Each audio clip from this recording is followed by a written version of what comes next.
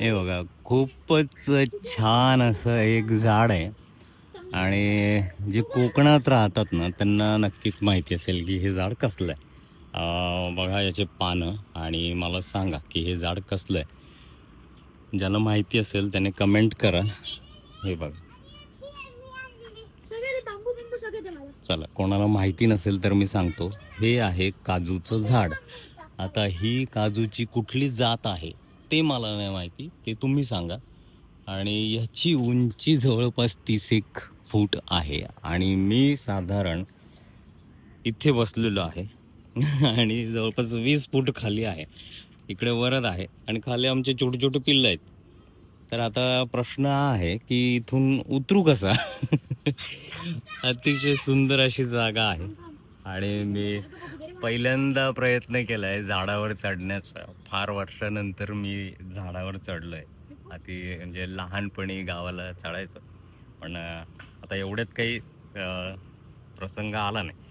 पण आता इथे मिळालंय झाड तर आता चढतोय. विनीत हाय. हाय विनीत, माझा छोटा मित्र. आणि वरद आणि आम्ही इथे बनवायचा प्रयत्न करतोय ट्री हाऊस. तर असे छोटे छोटे लाकडं आणून वरद करतोय प्रयत्न ट्री हाऊस बांधायचा. बघूयात. त्याच्या ज्या फांद्या आहेत त्या थोड्याशा तिरक्या आहेत आणि मी जिथे बसलोय ना, हा एक छानसा ट्रायंगल आहे. तो मी दाखवतो. ओय, पुढे बाबा.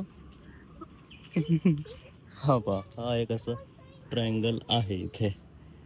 तर कसा तरी मी इथे बसलोय आणि अगदी जीव मुठीत धरून बसलोय. पण मजा येते, छान आहे.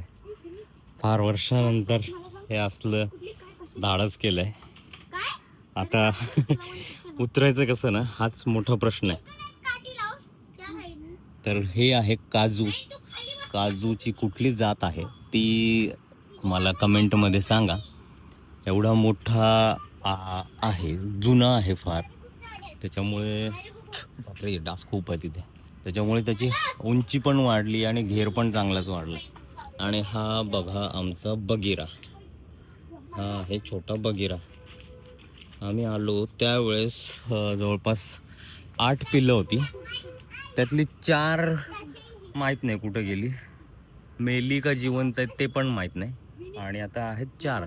त्यातल्या त्या 4 आहेत, त्या 4च्या 4ही फिमेल आहेत. आणि खूपच दंगा घालतात, सकाळ संध्याकाळ खूप दंगा घालतात. छान आहेत, मजा येते. तर हे असं आहे एकंदरीत. आता डास चावत आहेत, मी उतरतो.